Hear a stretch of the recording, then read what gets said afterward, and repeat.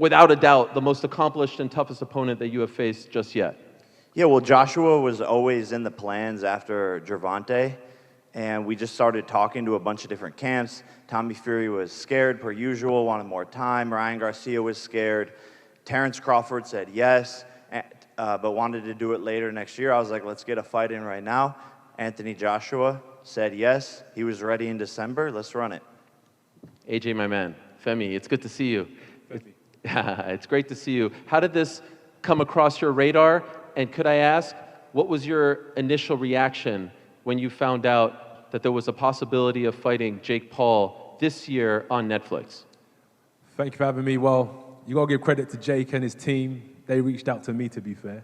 And it was a great opportunity for me. So it's an opportunity for me to fight. I wanted to take 12 months out of the game. And I'd done that. And then it was time to get back to work. So I was planning on fighting anyway. And actually, I would have been fighting this weekend if I had it my way. And this opportunity presented itself. And I said, yeah, why not? It's great. I think it's massive. It's colossal. It's making big news. We're bringing marketability together with ability. Those two worlds collide. You got Jake Paul versus Anthony Joshua. And we're here in Miami. We're bringing Europe, Africa, Asia, Nigeria, the whole world together to watch this show on Netflix. It's going to be phenomenal. And that's how we ended up here, basically. Two guys that just want to put on a good show. When the early reports were coming out about this fight being in the works, your longtime promoter, Eddie Hearn, was saying, like, we don't think that he is crazy enough. Jake is crazy enough to take this fight. Was that your initial reaction as well? Like, yeah, this is all nice. It's nice to talk, but ultimately he is not crazy enough to fight me. I don't think Jake's crazy. I think Jake's a logical person. He knows what he can do. He knows something within himself, and he's got good people around him that know something about Jake that maybe a lot of us sitting here don't know. For example, I know a lot about myself that many guys don't know.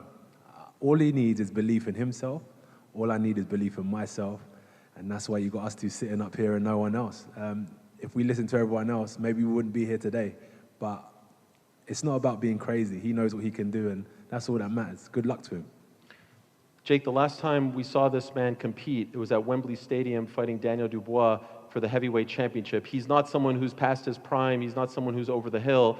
And yes, that fight didn't go his way, but he's still very much in the game. He's one of the best heavyweights in the world. What is it about his game, though, that makes you confident that you can shock the world and beat him? Yeah, look, he's one of the best heavyweights ever. But I believe that fighting a smaller man is oftentimes harder as a heavyweight because of the speed difference and because of the foot speed, because of the angles, because of the head being off of the center. And so all of that power is great, and he's knocked people out. I just have to avoid that one shot for 8 rounds, and I believe that I can do that. So when I'm bouncing around the ring, jabbing, weaving, and doing all of these things, I know I can pick them apart and score points and make this a very, very big contest. People say, oh, I respect Jake Paul for getting in there.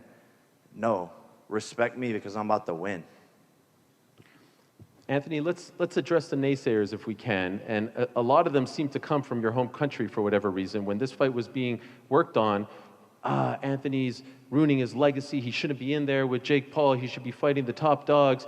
If it goes past 2 rounds, you know, it's a stain on his resume. It's a stain on his legacy. What do you say to the people who say you shouldn't even take this fight, let alone even what happens if it goes past the 2nd round like the Ngannou fight did, that this is now a stain on your legacy?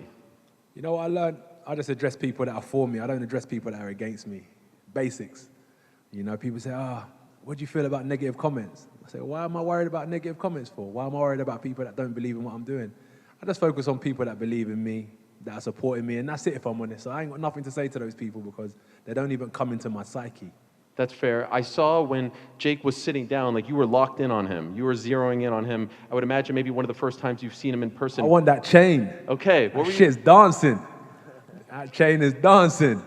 You know what I mean? I'm like, give me that. We going to war, baby. This 50 cal's going in your head. Perhaps the chain on the line as well? No? No? I'll put the chain on the line. Don't say that. I'll put the chain on the line, but you got to put something on the line. I'll put my chain on the line. So when you look at this guy, what do you see when you're staring at him? Talent, focus, good team, nothing negative. He's here to do his job. I could sit up here, as I said, and try and address all the things that Jake doesn't do good. But I'm fighting the Jake that's going to do everything good on December 19th. So let me focus on that. He's a good person, does his thing, great team around him, puts in the work, and that's why he's sitting here now. Anyone out there in the world that works harder than the next person deserves to be a front runner, and he's a front runner in the boxing game right now. Respect. Jake, can I ask, it feels to me from afar, you're in a bit of a lose-lose here, because it seems like a lot of people want to see you get obliterated, right? A lot of people want to see you get your comeuppance. And if you do pull off the upset, or if this fight goes the distance, again, the whispers will start to come. People will discredit you. People will say, this, that, and the other about the fight. How do you balance that, and how do you deal with that? Man, I've already won at every single thing in life. I'm playing on house money. I've accomplished all my dreams, said everything I was going to do, from becoming, the first influencer to become an actor on Disney, to becoming the biggest YouTuber in the world, to rising to the top of boxing and having the largest viewed fight in the history of the sport. I've accomplished everything, so this is a win-win and another challenge for myself. I've never been knocked down or knocked out even in sparring, but I'm in a sport where that happens, and I know this is dangerous, but this is no different than a soccer player, losing in the World Cup on the biggest stage. If that's how it goes, if I take one of those punches that Francis Ngannou took and I'm on the canvas, let's see how tough I am. Let's see if I can get back up. But I'm ready for that. I'm prepared for that mentally, and I know that he has to deal with me as well. This is not as one-sided fight as people think, and I have power. I have the ability to put people to sleep, and so that's why I took this challenge. And I know it's crazy and all of that, but I'm excited. I'm genuinely excited. My team's excited, and everyone believes in me, and that's all that matters. How much do you expect to weigh on fight night? Man, I was cutting down for Gervonta, so it's been a little tough getting back up in some strength for this, but anywhere 215 to 225, we'll see. Okay, and I want to clear something up with you, AJ. I saw in the press release that it said that on weigh-in day, you can't weigh above 245, but post-weigh-ins, you can weigh whatever you want. There's no rehydration clause or anything like that. Is that accurate? Whatever it says, yeah, I think that's the case. But my focus, 111 kilograms is what I got to weigh in at, right? I do kilograms, not Yeah, pounds. I don't know. You stumped me on that one. What is 111? Should I look it up? 245. Okay, 245, yes. Yeah, so 111 kilograms. So that's it. That's all I'm focusing on. Anything else is a bonus after that. But 111 kilograms is my main focus. And I know your fans have been dying to see you back in action. It's been a while. It has been a while. It's been well over a year now, right? September of 24 was your last fight. Yeah. I understand you had a couple of surgeries. No, one. One, okay. On the elbow. On the elbow. Yeah. When did you get 100% cleared? When were you ready to go? How long ago?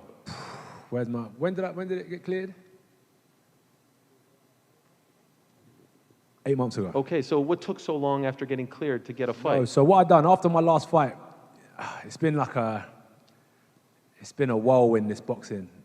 So I've been trying to create businesses on the side and what I've been doing. So after so many years, where I'm a CEO of businesses and I'm boxing, I've decided to shut down a lot of businesses so I can put all my energy into sports. So I took 12 months out of the game, realigned my vision board, and consolidated a lot of things, trimmed down my team. And I said I need 12 months to do that, so I took 12 months out of the game. We was moving at 100 miles an hour with my blinkers on. So then I took my blinkers off, looked at the landscape, and I just changed a lot of things in my life. It took a bit of time, but I said I need 12 months, and now we're here. So 12 months out of the game, and from September 21st, if you think about it back then, to now, December, that's 3 months. So most people take about 8 to 12 weeks to prepare for a fight. So this was like a preparation for a fight, basically. So this will be my first prep and fight in December. And are you still being trained by Ben Davison, Lee Wiley? Will Ben be in your corner on the 19th of December? So no, I won't be trained by Ben Davison. I said that London's a bit distracting for me. So I was invited to train with Team Usyk. So I've been in Spain. We've been doing some good training out in Spain. And I think he's one of the best in the world. Not I think, he is one of the best in the world. And it's not all down to him, it's also down to his team. that surround him. So I linked up with them, and getting an insight to how someone who's achieved so much has been phenomenal, man. It's been a great experience, and it's very challenging. Wow, wow, wow, I did not know that. So who will be your head trainer on the night? Igor. Okay, and how long have you been with them? A couple months now. Couple months? Yeah. In the darkness, in secret? No, it's not a secret. Are you sparring with Usyk? No, I don't spar with Usyk. Okay. Usyk's, he's training somewhere else at the minute, but he's been in camp, but he's in and out of camp. Okay. So right now he's training somewhere else. Jake, what do you make of these changes? This is some breaking news. Yeah, no, I mean, it's great. I mean, obviously, he's training with the best in the world. He is one of the best heavyweights in the world. We expect nothing less. It's great. And I want the best version of Anthony Joshua on December 19th, and it's going to be the best version of Jake Paul that you've seen, and we'll see who's better. Last week on the Eubank Ben broadcast, Turki Al-Sheikh was laying out plans for Anthony Joshua. Said he had a fight in February, said he had a fight in the fall. Does any part of you relish the opportunity of perhaps ruining some big plans for AJ and the team in 2026? Yeah, 100%. It's a massive mistake to look past this, seriously. I'm putting a stint in all of those plans. Don't book anything. Don't arrange flights and hotels. I'm knocking this guy out, becoming the CEO of Matchroom Boxing and changing the plans. And it's going to be me versus Tyson Fury next year. Do you feel like you are being disrespected with all these plans? You know, even Eddie talking about like it's a nice little Christmas gift, and we'll go in there, we'll make some money in Miami, we'll become big stars here in the United States, and then we're on to the serious stuff. That's the way it's being laid out. Yeah, I mean, look at the last time they came to America and what the plans they had were. Andy Ruiz stopped that. So this is Andy Ruiz 2.0. AJ, can I ask you about those plans? Are those in place? Are you viewing it the same way that the people around you are talking about it? What about fighting February? Well, they're saying we have a date in February, we have a date in the fall, the Tyson fight is being discussed, but you do have a fight already booked that's, you know how the game goes. Yeah, if I'm going to be honest, I'm going to break his face, I'm going to break his body up, I'm going to stomp all over him. That's my mentality, right? That's a fighter's mentality, and I know what's in my heart, I know what's in my mind, and I'm here to compete. I'm here to prove myself that I'm the better fighter, so I'm looking forward to it, and I'll do that until I finish fighting, no matter who it is. Who are those opponents lined up for you in 2026? My focus is on Jake Paul. Okay, all right, fair enough. Is that true, though? Do you have those two fights lined up already? They're not signed, they're not sealed, but they're opportunities, really. They're just opportunities in the game. But my main focus as signed and sealed is Jake Paul, so that's all I've got in front of me. Do you agree with the assessment that if this fight goes longer than the Ngannou fight, it's kind of a... No, Jake's a completely different fighter to Okay. Ngannou. Ngannou and Jake are completely different animals, so I can't compare the two together. Ngannou never boxed before either. Jake's boxed before. They're just different. Ngannou's a lot more slower, but a lot bigger and more powerful. Jake's quicker. Jake boxes in a completely different style. Ngannou's more upright. He can does switches southpaw and orthodox. Jake doesn't really do that. They're completely different fighters, if I'm honest with you. So I'm not trying to compare. At the end of the day, it's just what happens at the end of the night. I'm not in there to try and knock Jake out in 10 seconds or 8 rounds. I'm going to go in there and do a job. I'm going to want to hurt him. You know, I'm going to want to really hurt him in the ring. If that's what I want to do. That's what I'm here to do. And Jake mentioned the Andy Ruiz fight. Up until now, that's your only fight in America, pro fight in America. Do you view this as an opportunity to right that wrong, to reintroduce yourself to the American public? No. I'm here for a job. I'm not here to reintroduce myself to nobody. I'm not here for any of that. I'm here to fight Jake Paul. That's it. And Jake, can I ask you before, and we'll get to the media in a second here, just an opportunity to bounce off both of these guys. Do you, some of the talk has been the chin, right? Andy Ruiz, Dubois. Do you subscribe to any of that? Do you feel like there is a reset button there, or do you think that that is not fair to AJ? I don't think it's necessarily fair to AJ. I just know that I have the power and the timing. It's the shots that you don't see coming that knock people out. And I'm a tricky knockout artist that people don't give me enough credit for. I've won knockout of the year. So he has to be careful. And I do have the timing, the speed, and the tricks up my sleeve to be able to hit a shot on this guy that he doesn't see coming that can put him to sleep 1,000%. Oh my dear. It's. What do you think? What do I think? Yeah. You're asking my opinion. Of course. No one cares about my opinion. We care. You're on the podcast talking about your opinion all day. That is true. Please check it out. It's called the Ariel Helwani Show on Uncrowned. I can't believe that we are standing here, honestly. Yeah. I give him all the credit in the world. Oh, you don't give me no credit. Well, no, I'm going all the credit in the world. And I've been one of your biggest supporters and backers. I think you are disrespected and mistreated in the UK. Why do you always focus on the negative? They're always, because they focus on the negative, and I think Don't that you focus on the deserve negative, credit people, trust for me. taking this and not subscribing to the notion that There's this people is, out there that give me credit. Okay, We focus on those people. you are one of the greatest heavyweights of all time. You're one of the faces of boxing, not just UK boxing. You have sold out multiple stadiums. Your win over Vladimir Klitschko is one of the all-time great moments. You're an Olympic gold medalist. The fact that you are taking this challenge and not saying that you are above the challenge. No, I'm not above the challenge. I've got to work hard. Says a lot about you. Yeah, that's what I've got to work hard. I've got to keep my head down. I've got 4 weeks. I've got to put the work in. I'm not here to announce myself to the public. I've got to come in under the radar, do the promotional agreements that I've signed up to do. Nothing more, nothing less, and get the job done. That's what we're here to do. I do get worried, if I'm being honest, when I hear all this talk about February and fall. But Because that's we what see a good time and again in that's what a boxing. good promotional company Yeah, should do. That's a why I good wanted to know manager if it was should in do. your psyche as well. No, it's not. A good promoter, a good manager should always have plans for the future. But from where I sit in my chair, on the general's table, I've got a job at hand, and that's where my mind is. By the way, who was the opponent that you were supposed to fight this weekend? He's in Jake Paul's camp. Who's that? What? Yeah. Who is it? Is he here? Jake Paul's camp. What's his name? Cassius. Okay. And where was Yeah. that supposed to be? In Already Rio? whooped that ass. Sorry, Cassius. Oh, damn. Where was got that a- supposed to be? He got a broken knee right now.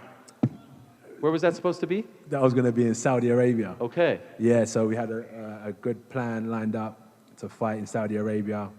Get on there, big, like, not even announce it, but like just turn up, ring walk. What's he doing? No announcement. Wow. And build that momentum again. By the way, this is 8 rounds. But I still asked them, I said, can I still fight November 22nd and fight December 19th? They said, stay focused, champ. Fair. 8 rounds. How do you feel about that? Whatever, it could be 8, 12, I'm ready. I've been sparring, doing my rounds, punch stats are looking good, counter punching's looking good, the defense is looking good, mentality's good. Just got to do it. Well, I just got to do what I'm doing in the gym in the night. All right, let me give the media an opportunity. Sorry, I'm hogging everything. I do want to let you know some breaking news this morning. The great Anderson Silva has been added to this card. He's going up against Tyron Woodley. Yeah. Is it? That's good. Did you not know about this? Not that Anderson Silva's been added to the card. Yeah, Anderson Silva against Tyron Woodley, 195-pound bout, 6 rounds, catch weight. So that is very exciting. Always great to see the Spider, one of the greatest fighters in the history of MMA. I'll tell you about more of the fights in a moment. Tickets on sale, Ticketmaster.com. This is presented by Most Valuable Promotions, and again, exclusively on Netflix. Danny Segura in the house. My man, what's happening? Yes, as Ariel said, Danny Segura from MMA Junkie. My question is for Jake. We saw a clip of your brother kind of questioning you on the decision to take this fight. Is your family concerned at all? I mean, you're going from a 35er to a heavyweight. It's a big deal. Yeah, no, my mom is mostly terrified, but she's scared of every fight. But my dad thinks I'm going to knock him out. Logan thinks I'm going to win. Tyson Fury thinks I'm going to win. Oscar De La Hoya thinks I'm going to win. And then my team. So that's like 7 people. Nate Diaz? Nate Diaz. Did he say that? He did, yeah. That's not really a good endorsement since he's dumb as fuck. All right. Thank you. Just real quick for AJ. When this offer came on your table, did you take it seriously? Did you think it was a joke? What was your reaction when you first No, saw it? I take it seriously. He's a conqueror. His mentality is solid. It's better than Tyson Fury's. He's sitting here. So I take him seriously. I give him the respect he deserves. Mentally, I'm going to give him the respect he deserves in preparation. Thank you. By the way, for all these years, we always talked about Jake versus KSI and AJ versus Tyson Fury. Who would have thought in the year 2025 we would get Jake versus AJ? And the other, it's a weird world. Go ahead, my friend. Hello, Ryan Sungli at BoxingScene.com here. My question is really for both fighters. I've seen odds that have Joshua listed at a minus 1,100 favorite. On one hand, few are picking Jake to win, so he can't really lose in the public's eye because of how audacious this fight is. But then on the other hand, if Joshua doesn't blow him out, some people will look at it as an unofficial W for Jake. My question to both men is, who has more pressure on them going into this fight? 100% Anthony. Yeah, 1,000%. This is something that's going to weigh on him, right? Like, because of what you said, I'm going in there, I can fight free. If he starts getting touched up and losing rounds, I think the cookie will crumble. Do you agree? Whatever he said, we'll see if the cookie crumbles. I don't know what to say. I'm confident in myself. Like, I'm not focusing on him. I just know what I can do, and I can't wait to show it. I'm not going to crumble. I'm solid. I've been through wars, and I'm still standing super strong. I align myself with some of the greatest coaches and greatest fighters in the world because I have that hunger, that desire. Every time I've been knocked down or been in trouble when I was younger, came back 3 years later, got to the Olympics. Get in trouble again before the Olympics, 3 years later, become world champion after 16 fights. Win all the belts, get beat by Ruiz, come back and unify the division for the second time. It's just constantly drives my focus and my hunger to get better. So I'm going to be a tough man to break down 100% come December 19th because I've been building myself over the last year. I ain't been sitting back. I've been working. Thank you. I do have to say your happiness is sort of radiating off of you now. It's not happiness. You're not happy? It's not happiness. You seem to be in a great place. The smile. This is fight. You're ready to go. Yeah. Okay, I apologize. You just seem to be in a great place, and I could feel it. Mike Heck, how are you? Hello, how are you? Mike Heck from MMA Fighting. Jake, I wanted to ask you a question, and AJ, I wanted to get your thoughts on this as well. After the Tank Davis fiasco, Francis Ngannou was one of the reported names, and not only did he sort of publicly turn it down, he said he actually felt disrespected that he was even brought up into the conversation. So I wanted to get your reaction to that, and then AJ, since you fought Ngannou, I want to get your reaction to Francis turning that fight down as well. Yeah, when I go in there and do 10 times, 100 times better than Francis, we'll see how he feels then. The guy's a joke. He's a dumbass. He's stuck in mud. Francis, to me, is an easy fight as a boxer. So that's all we need to talk about with him. With Ngannou, he should be up here. If he was serious, he wants to fight, rather than talking, be about it, don't talk about it. If you've got something to say and you need to prove yourself in boxing, the best way to do it is to let your hands go.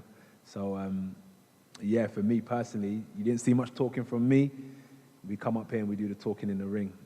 All this online stuff, talking, and no disrespect to what you do, Ariel. Well, what's the beef with me?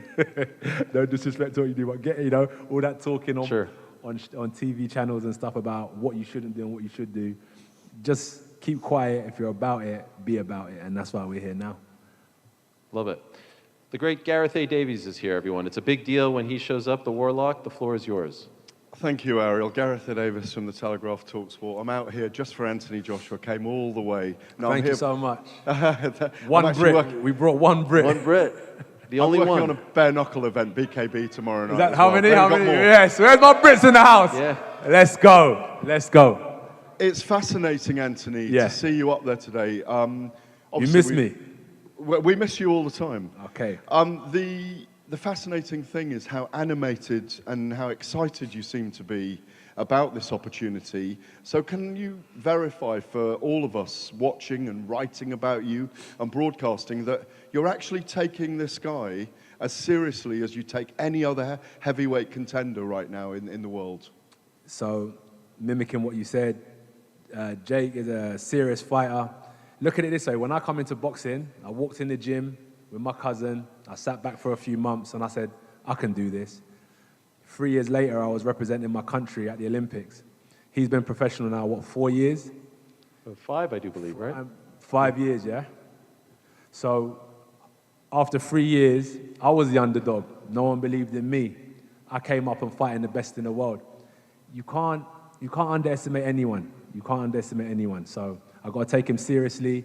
And after a year out, as I said, I've changed a lot of stuff in my life, realigned my energy, got my focus back to where it needs to be, distance myself from a lot of distractions I was around, and I'm just fully channeled now, fully locked in.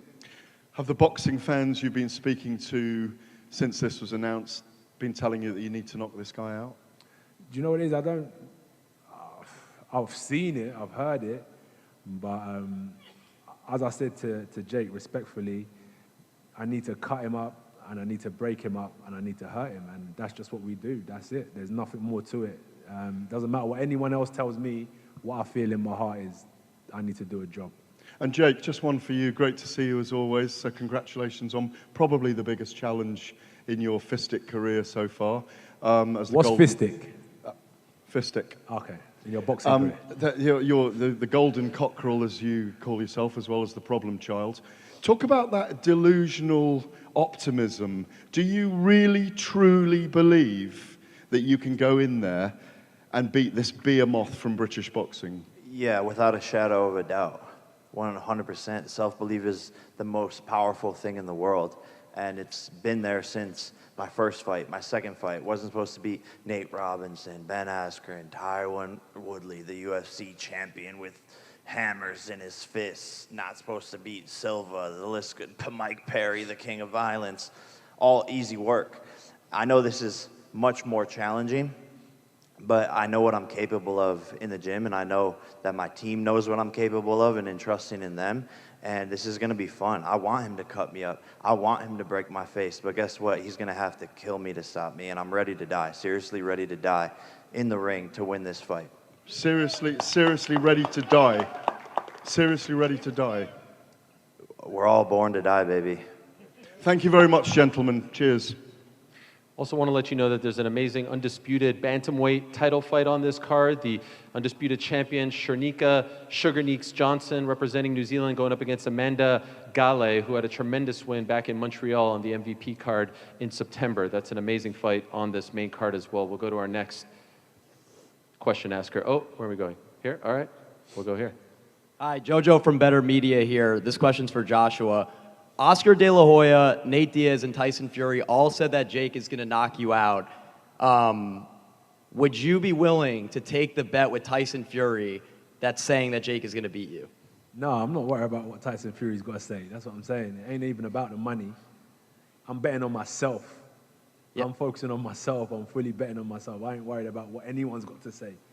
He did say he's going to put £1 million on it. Would you be willing to take that bet with Tyson Fury? Respectfully, I'm not worried about what Tyson Fury's got to say, or I'm not here for any of that betting and nonsense. I'm here to fight, and that's all it is. Once I get the job done, I'm going to collect my check, cash it, and I'm going to focus on the next one. My bet is on me doing a number on him. That's all there is to it. Yeah. And for Jake, Tyson Fury's willing to put £1 million on you to win. How does it make you feel that his brother Tommy won't even fight you for $10 million? A lot of people in this sport, believe it or not, are actually bitch made. Anthony can attest to that. That's correct. That's why we're up here on this stage, because we're both always down to run it and throw hands. Tommy's, lost. He's a lost puppy. No one watches his fights. I'm the only thing that he's got, so he should be on his knees begging for the fight. We did offer him it, and he said he wanted more time. So we tried. We've been trying. Same with KSI. These guys just don't want to step up to the plate. I'm not afraid of anyone or anything, so I'll go to the bigger challenge, a bigger fight, and do bigger things with Joshua, and that's why we're here today. All right, thank you, guys. You know how I know AJ's switched on? No AirPod. You've ditched the AirPod. Yeah, That's how I know you're focused. Have you seen the open shots? Well, you had those, but you're not even listening to them, so it doesn't count. Yeah, exactly. We're locked Are you in. listening to anything? No. Okay, No. that's how I know. He's focused. All right, my man. How's it going, Jake, Anthony? Hello. I'm Travis weighing in with Travis Hartman. I actually fought Terrence Crawford in the pros, and I went the distance with him in the decision that I lost. So I respect what you guys. Thank you, brother. I appreciate Respect it. to you, bro. Respect. This first question is for you, Jake. Have you heard of a guy named Sam Gerard? No. Have you heard of a guy named Christian Solano? No. Derek Campos? No. John Medina? No. Billy Daniels? No. And the reason I ask that is because in Floyd Mayweather's 14th pro fight, he fought Sam Gerard. Canelo fought Christian Solano. Terrence Crawford fought Derek Campos. Muhammad Ali fought Billy Daniels. In your 14th pro fight, you're fighting Anthony Joshua.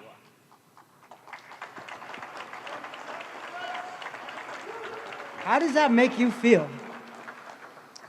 Man, we've been different. We've been pushing boundaries, and that's what I'm really here, is to be a beacon for kids out there to take inspiration from. That's one of the biggest things and goals I have in my life, is to show people what the power of self-belief and manifestation and hard work and discipline and where it can take you, and to take risks.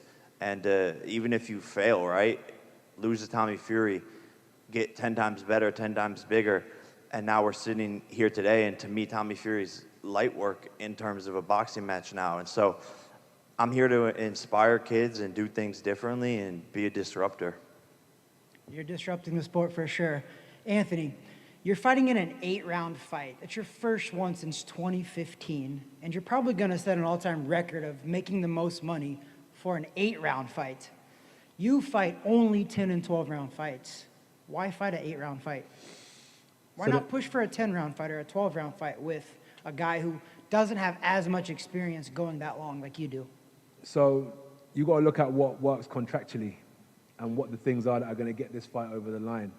Whether it was 8, whether it was 10, whether it was 12, whether it was 6, I don't really have any complaints as to what was presented to me.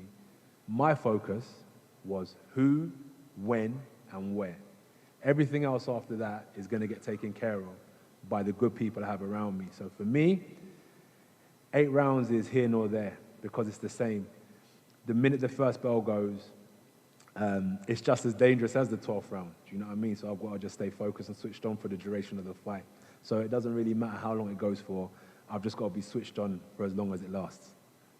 Do you think if you don't knock him out, that's considered a loss for you? Win or lose, if you don't knock him out, do you think that's a loss for you? Are you asking for me or are you asking for you? Well, both. But in your opinion, if you go 8 rounds and win a decision against a guy who's only had 13 pro fights, No. It's not that. That's what I'm saying. That's for you. Are you asking for me or are you asking from your perspective? Yours. I mean, from your perspective. From mine? Yeah, is it a win for you if you just beat him, or do you need to knock him out? I need to knock him out. I like that. Why did you stop fighting? What? Why did you stop fighting? I got 3 kids. Yeah, focus, priorities. I got 46 pro fights, 170 amateur fights. I might get you in for some sparring. I wanted to start a podcast because I love doing this. What's that? I might get you in for some sparring for Jake. By the way, Jake, you brought in Shakur Stevenson to help you prepare for Thank you. for Tank. Are you bringing in any notable big men to help you prepare for AJ? Yeah, we're talking to some big guys that people know the names of and figuring out their schedules and aligning with them. But yeah, bringing in champions for Any names this you could to share? prepare. Well, nah. Okay. Dion, I don't know who said that, but I think that was a fan. I'll ask one more question and then one more media question. I know we're focusing a lot on the noise today, and that's my fault, and I apologize for that, but you know how it is around you. There's actually a huge story going on back home in the UK surrounding a young man named Jude Bellingham. And I was wondering, Talk to me. I was wondering if you sympathize with some of the heat that he's receiving, with the media saying he's not cooperating and they're being tough on him. What's happened with Jude? Well, you know, he's part of the English national football team, and there are some saying he shouldn't be a part of the team or that he's not cooperative. That's what they're saying, not me. But that he doesn't talk to the media. He's not open enough. And there's a lot of ex-footballers. Ian Wright has come out and had his back and said that it's not fair, the criticism that he receives. So I was wondering if you sympathize and can understand some of the heat that he is receiving and you feel like it's unwarranted. I'm not too sure exactly what's going on Okay. with the situation, but everyone has their own personality. So if he doesn't want to talk, that's up to him. He doesn't want to talk, he does want to talk. I don't understand exactly what's going on though. I don't really follow soccer. Fair enough. I follow the fight game. I understand. It reminded me a little bit about the stuff that you've dealt with throughout your career. What, like negative and people... Yeah. Yeah, that's... The main thing for him to focus on is getting on that pitch and representing his country and doing a good job. It doesn't matter what you say. That's what we don't need to focus on. He is probably just tunnel vision, which most people can never understand what it takes to be in Jude Bellingham's position. Jude Bellingham is under immense pressure every day of his life. So it might just be one of those days. It could be one of those years. But let him do what he does on the pitch, and that's what we need to focus on. Okay, one last media question. Oh, right over here. Ellie Sackback. There's a few media. Let the media guy excuse me. Okay, yeah. Yeah, I'll be here all day. Come on, Ariel, man. I was listening to them. Stop hating on them, bro. All media, please come up. Trust me, I got a million more questions for All you right, guys. let's I don't do want this one this quick. thing. I'm having a Ellie blast. Setback, what's good? Ellie Setback reporting. First of all, this is huge for boxing. It's a major, major fight. Props to you and Jake. For both you guys, what do you do good in the ring, and what do you think your opponent does better? Okay, cool. For me personally, I'm very durable. I'm going to come forward and I'm going to impose myself. I'm going to land heavy punches and I'm going to make sure I'm going to expose him to certain tricks in boxing that he may not have seen yet. And I'm going to bring him to another school of boxing that I don't think he's been exposed to yet. So there's a few tricks I have up my sleeve to show Jake December 19th. Yeah, quick, fast, great footwork. Big chin, take shots, big heart, lion-hearted, sneaky knockout punches coming. Lots of great work to the body. People underestimate my jab. So, yeah, and I think he says I haven't seen those tricks, but I'm in there with champions, you know, sparring, Shakur, all these people bringing in world champions. So he's got to be ready, and I know he will be, and that's what I like. Now, Jake, I've known you since your first day in a boxing gym pretty much. All these twists and turns, if you do pull this off, and respect to Josh, obviously he's a legend, is this the biggest upset in boxing history? For sure. Neck and neck with Tyson and Buster. Right up there. Biggest stage. This will probably be the second most viewed fight in the history of boxing behind me and Tyson. And I'm going to go in there and win and shock the world. And Anthony, if you win, what does that say? Massive, big news. Big news. That's why I wanted to take this fight, is because I knew the opportunity that it presented in the build-up and the aftermath of a victory as well. So it's a great opportunity for me to announce myself as a dominant figure once again, as I did with Francis Ngannou. Different fighters, but that same mentality, go in there and showcase what you can do. Thank you, guys. You know it's big when your biggest detractor, Jake, Dana White, is saying he's going to tune in. So you know it's cutting through. He watches all my fights secretly. Oh, okay. All right. Fair enough. There was one more that AJ... Yes, my man right over here. You'll be the final one. Max Challenger with the Spit Bucket Podcast. Thank you both for coming to Miami. We're really excited to see both of you. I want to ask a question for Anthony Joshua. Every time you've taken a defeat in your career, you've come back better, stronger, more motivated, and looking explosive. What does that set in you each time you take a loss, and how motivated are you to take on Jake Paul in this bout? It's that grit. I want to be up just as much as people want to see me down. The negatives, the people that don't believe in me, is how much I want to be where I need to be. I'm just hungry, devoted, dedicated, and that's why I'm chasing. Give me more. All right, cool. Ben Davison, phenomenal coach. All right, you know what? Usyk, Ben, what do you think? Ben said 100%. That's a great move. Went out there, spent time with the three-time undisputed champ. They're killing me, drilling me, but this is where I need to be. And that's how serious I'm taking Jake. Respect to him. I'm not only fighting Jake, I'm fighting his mind, the psychological aspect of Jake that I need to break. A man who believes in himself. They say he's delusional. I've got to break that delusion and bring him down to a reality check. Make him have a reality check in the ring. And quick question for Jake. You know, you switched from Gervonta Tank Davis to Anthony Joshua. You put on your Twitter, first David, now Goliath. You're going straight to Goliath instead. How was that mental switch from Gervonta Tank Davis to someone like Anthony Joshua? It's fun, man. It's fun. You know, there's a foot difference and like 120-pound difference. But, bro, I mean it when I say it. I'm going to fight anybody and all of these people. And I think maybe people are actually starting to understand that I'm down to put it all on the line and do these big fights. And it's nice being a heavyweight, being able to eat pasta all day.